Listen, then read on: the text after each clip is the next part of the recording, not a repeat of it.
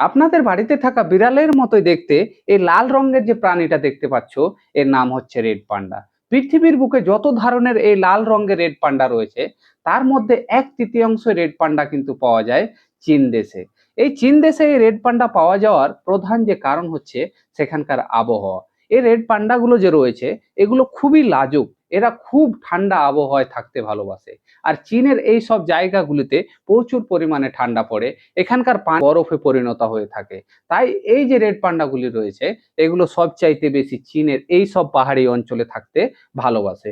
এই যে রেড পান্ডাগুলি আছে, এগুলোর যে প্রধান খাবার রয়েছে, তাদের প্রধান খাবার হচ্ছে বাঁশ। আর এই সমস্ত জায়গাগুলোতে প্রচুর পরিমাণে বাঁশ পাওয়া যায়।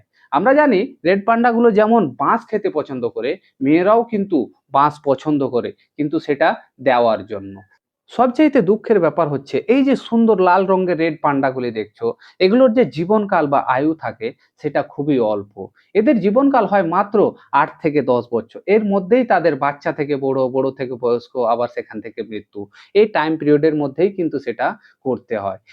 সবচাইতে আশ্চর্যের ব্যাপার হলো এই ধরনের এই যে রেড পান্ডাগুলি রয়েছে, এগুলো যদি তুমি স্বচক্ষে বা নিজ চোখে দেখতে চাও, তাহলে তোমাকে ভারত থেকে, পাকিস্তান থেকে, বাংলাদেশ থেকে, এই এক দেশ থেকে চীন দেশে তোমাকে পাড়ি দিয়ে যেতে হবে। এবং চীন দেশের এই পাহাড়ি অঞ্চলে গিয়ে তুমি এই ধরনের রেড পান্ডাগুলি দেখতে পেতে পারো। সেখানে গিয়েই তোমাকে এই ধরনের রেড পান্ডাগুলি দেখতে হবে। পৃথিবীর অন্য কোনো জায়গায় কিন্তু আর এই ধরনের রেড পান্ডাগুলি দেখা যায় না।